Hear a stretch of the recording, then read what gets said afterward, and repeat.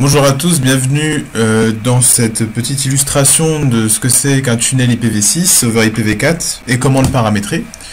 Je vous ai proposé un exemple assez concret d'une entreprise qui possède deux sites, un site 1 et un site 2, qui sont configurés sous IPv6 avec un routage de type RIP-NG, puisque pour pouvoir faire du routage dynamique de IPv6, on est obligé d'utiliser un protocole de routage dynamique d'IPv6.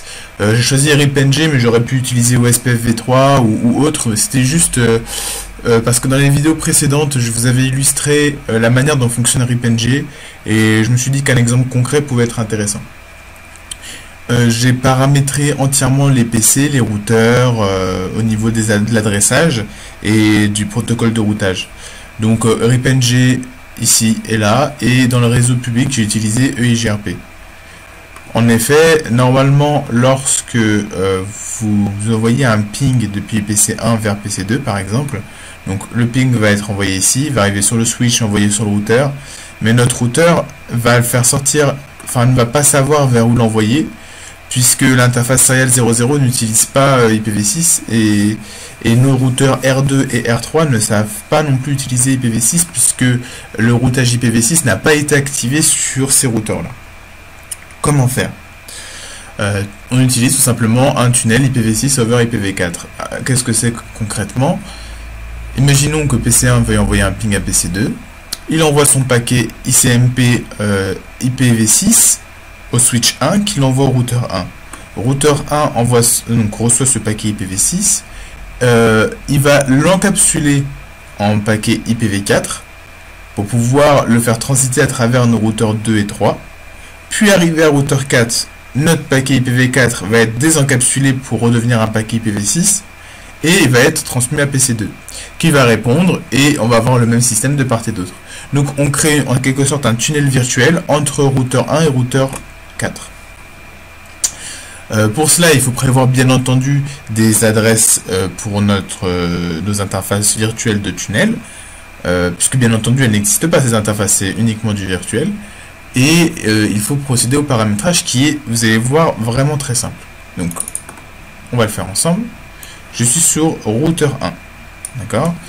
Donc, pour pouvoir paramétrer mon tunnel, je rentre en configuration globale, puis je tape la commande interface tunnel 1 pour pouvoir créer mon interface virtuelle. Ensuite, je rentre l'adresse IPv6 que j'ai choisie.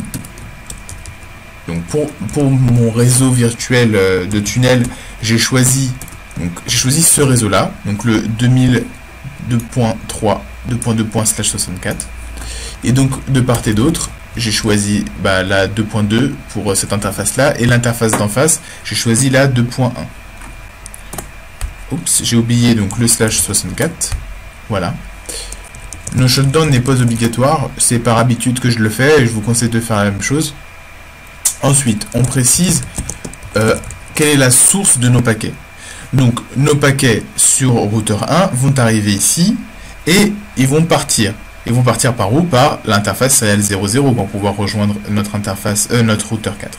Donc, on précise tunnel source. On peut taper serial 00 ou on peut taper l'adresse IP de l'interface. Donc, moi, je lui vais attribuer cette adresse IP là. Tunnel destination. On procède à la même chose. La destination, c'est cette interface serial 00 qui est ici. Donc je rentre l'adresse IP de mon interface. En fait, concrètement, c'est quoi les interfaces sources et les interfaces destination? L'interface source, c'est l'interface au niveau de laquelle il va falloir encapsuler notre paquet en paquet IPv4. Et l'interface destination, c'est l'interface où il va falloir désencapsuler notre paquet. C'est juste ça. On précise ensuite le mode. Donc, tunnel mode IPv6, IP. Logique. Donc, vous pouvez voir, il y a différents modes, je vais vous les montrer. Donc, on a tous ces modes-là, IP, IPsec, IPtalk, IPv6. Et donc là, on est en IPv6 IP, puisqu'on va au IPv6 over IP. On va faire une encapsulation IPv6 sur IP. Donc, on va encapsuler notre paquet IPv6 dans un paquet IPv4. Ça veut juste dire ça. Voilà. Autre chose, vu que j'utilise RipNG et que je vais vouloir faire communiquer mon PC1 avec mon PC2, les deux PC, donc celui-ci et celui-ci, ne sont pas dans le même réseau. Il faut donc utiliser un protocole de routage ou un routage statique, mais c'est mieux de le faire en dynamique pour faire communiquer nos PC. J'ai déjà paramétré RipNG de part et d'autre, et il suffit juste de déclarer RipNG sur nos interfaces de tunnel pour pouvoir transmettre notre réseau, donc 2000.2.3.2.2./64 à notre site 1 et notre site 2. C'est ce que je vais faire. Donc je suis toujours sur mon interface de tunnel. Je tape IPv6 RIP. Le processus que j'ai utilisé, le processus que j'ai utilisé, c'était RipNG. Vous pouvez choisir n'importe quel nom. Il faut juste que le nom soit identique sur toutes les interfaces d'un même routeur, sinon ça ne fonctionnera pas correctement. Voilà. Rien de plus simple. On fait un copy run start pour sauvegarder la configuration. Ensuite, je vais sur mon routeur 4. Le voilà. Et je fais exactement la même chose. Je rentre en configuration globale. Je crée mon interface de tunnel 0. Je lui rentre l'IPv6 que j'avais choisi. Donc, vous pouvez le voir sur la topologie. J'ai noté toutes les adresses que j'utilise. Donc, ce sera celle-là. No shutdown qui n'est pas obligatoire sur les interfaces virtuelles. Ensuite, on précise la source. Donc, je veux que sur l'interface 196.0.0.1, mon paquet soit encapsulé en un paquet IPv4. Source. J'ai oublié le source. Et je veux que sur mon interface 196.0.0.10, mon paquet soit désencapsulé en à nouveau un paquet IPv6. Je précise le mode de fonctionnement. Tunnel mode IPv6. Pardon. IP. Encore une fois, je vais vous remonter différents modes. Donc IPv6, IP, IPv6 over IP encapsulation. On fait un copy run start. Et on va tester la connectivité. Donc, je suis sur mon routeur 4, celui-ci. Je souhaite pinguer mon interface virtuelle qui est là. Je tape donc ping 2.3.2.2.2. Et là, le ping passe. Donc, en fait, mon ping a été envoyé à travers tous ces routeurs encapsulés dans un paquet IPv4. Et ici, il a été désencapsulé en paquet IPv6. C'est exactement ce que je voulais faire. Vu que j'ai déclaré RipNG également sur le network 2000.2.3.2./64, si je fais un show, alors si je fais un show IP route, je vais avoir toutes mes routes EIGRP qui vont apparaître, donc c'est précédé par un D, mais c'est de l'IPv4. Si je veux avoir donc mes routes IPv6, show IPv6 route. Et donc là, on a donc deux interfaces qui sont directement connectées, la 2002 2.2. Et la 2003. Donc là, par exemple, on n'a pas notre réseau 2002.1. Pourquoi?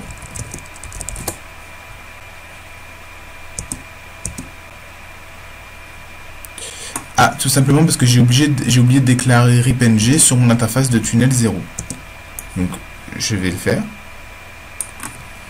Interface en configuration globale. Interface tunnel 0.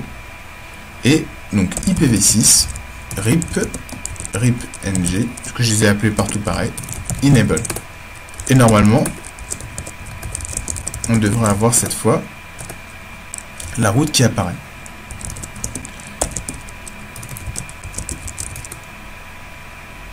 Voilà, on la voit qui apparaît cette fois.